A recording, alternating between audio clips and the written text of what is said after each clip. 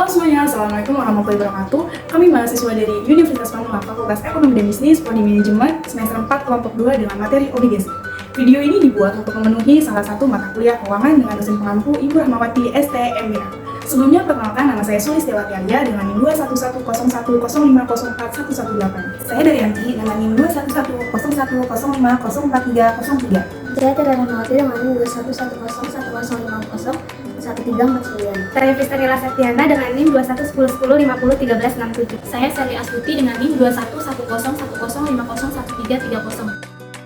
Obligasi itu apa sih? Obligasi ialah istilah yang digunakan dalam keuangan yang merupakan suatu pernyataan utang dari penerbit obligasi kepada pemegang obligasi beserta janji untuk membayar kembali pokok utang beserta kupon bunganya kelak pada saat tanggal jatuh tempo yang telah ditentukan.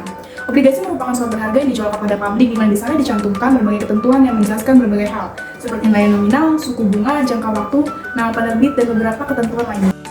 Selanjutnya ada jenis-jenis obligasi. Jenis obligasi berdasarkan definisinya terbagi menjadi 6. Yang pertama yaitu debentures, yang kedua ada subordinate debentures, yang ketiga ada mortgage bonds, yang keempat ada zero and very low coupon bonds, yang kelima ada jump bonds, dan yang terakhir ada euro bonds. Lalu ada jenis obligasi berdasarkan bunga dan jaminan. Yang pertama itu ada obligasi dengan tingkat bunga tetap, yang kedua ada obligasi dengan tingkat bunga mengambang, dan yang ketiga ada obligasi dengan jaminan. Obligasi dengan jaminan ini dibedakan menjadi guaranteed bonds, yaitu atau obligasi dengan garansi. Yang kedua ada mortgage bonds atau obligasi yang dijamin dengan real assets, yang maksudnya ada collateral trust bond, dan terakhir ada equipment trust bond. Jenis obligasi berdasarkan konvertibilitas. Farid Haryanto dan Siswanto Sudomo menulis tentang obligasi konversi adalah obligasi yang dapat diubah atau dikonversi menjadi saham biasa dan pemilik obligasi konversi. Sebenarnya, memiliki obligasi dan opsi call atau saham perusahaan. Obligasi konversi memberikan hak kepada pemegangnya untuk menukarkan obligasi dengan saham perseroan dengan harta tertentu. Di samping haknya untuk menerima pembayaran bunga dan pembayaran pokok obligasi jika pemegangnya tidak ingin menukarkannya pada saham. Lalu, selanjutnya ada jenis obligasi berdasarkan penerbitnya. Dari klasifikasi pihak yang menerbitkan obligasi, dikenal beberapa jenis. Yang pertama yaitu company bonds, atau pihak yang menerbitkan adalah perusahaan. Yang kedua ada government bonds, atau pemerintah pusat. Yang ketiga ada municipal bonds, pemerintah daerah atau wilayah otonomi khusus.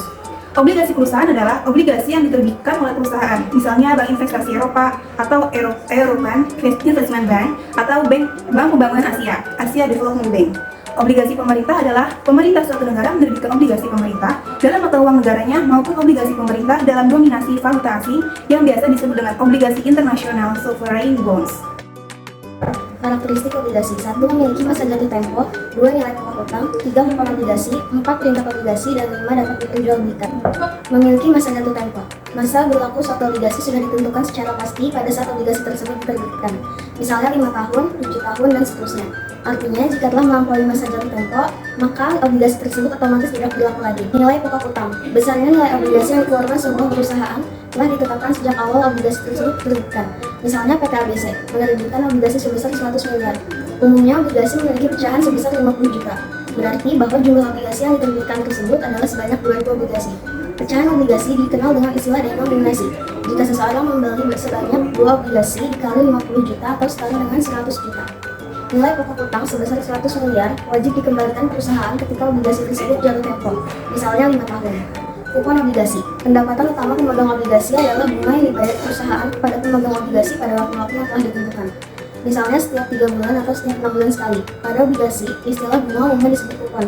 Kupon merupakan daya tarik utama bagi para investor untuk membeli obligasi karena kupon merupakan pendapatan pasti yang diterima pemegang obligasi selama masa berlakunya obligasi tersebut. Kupon obligasi. Kupon yang dibayar perusahaan penerbit obligasi dapat berupa: pertama, kupon dengan tingkat bunga tetap misalnya 17% setiap tahun. Kedua, kupon dengan tingkat bunga mengambang, artinya bahwa tingkat bunga yang diberikan tidak tetap atau tergantung tingkat suku bunga yang sedang berlaku. Ketiga, kupon dengan tingkat bunga kombinasi atau gabungan antara tetap dan mengambang. 4. Peringkat obligasi. Peringkat obligasi dikeluarkan oleh lembaga yang secara khusus bertugas memberikan peringkat atas semua obligasi yang diterbitkan perusahaan.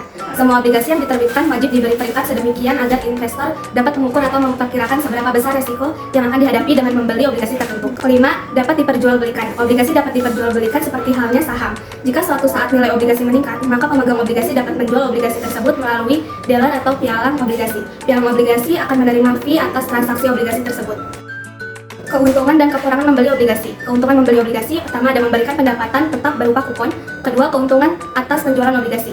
Kerugian membeli obligasi: pertama, ada risiko perusahaan tidak mampu membayar kupon obligasi maupun mengembalikan pokok obligasi. Yang kedua, risiko tingkat suku bunga. Syarat sah sebuah perusahaan berhak menerbitkan obligasi. Pada saat sebuah perusahaan berkeinginan untuk menerbitkan obligasi, maka ada beberapa syarat yang harus dipenuhi, yaitu yang pertama, mengikuti prosedur yang ditetapkan oleh BAPEPM-LK, di antaranya melakukan pada BAPEPM-LK bahwa yang bersangkutan berkeinginan untuk menerbitkan obligasi dan BAPEPM-LK secara efektif menyatakan layak. Yang kedua, perusahaan yang bersangkutan telah dinyatakan memiliki nama dan reputasi yang baik. Yang ketiga, laporan keuangan perusahaan yang bersangkutan telah diaudit oleh akuntan yang terdaftar. Dan yang keempat, pada 2 dan 3 tahun terakhir, perusahaan selalu mendapat keuntungan dan tidak mengalami keuntungan. Pihak yang berhak mendapatkan obligasi. Obligasi diterbitkan oleh pihak-pihak yang memiliki legalitas dari segi hukum, karena ini menyangkut dengan pertanggungjawaban di kemudian hari, seperti persoalan ketidakmampuan menyelesaikan dan sebagainya. Ada beberapa pihak yang menerbitkan obligasi, yaitu yang pertama, perusahaan, yang kedua, pemerintahan, yang ketiga, pemerintah negara bagian atau di Indonesia sering dijelaskan dengan Pemda, yang keempat, pemerintah asing, dan yang terakhir yaitu perusahaan asing. Kesimpulannya, obligasi adalah suatu utang yang dapat dibeli dan pembeli akan mendapatkan keuntungan berupa bunga. Sekian presentasi dari kami, kurang lebihnya mohon maaf. Wassalamualaikum warahmatullahi wabarakatuh.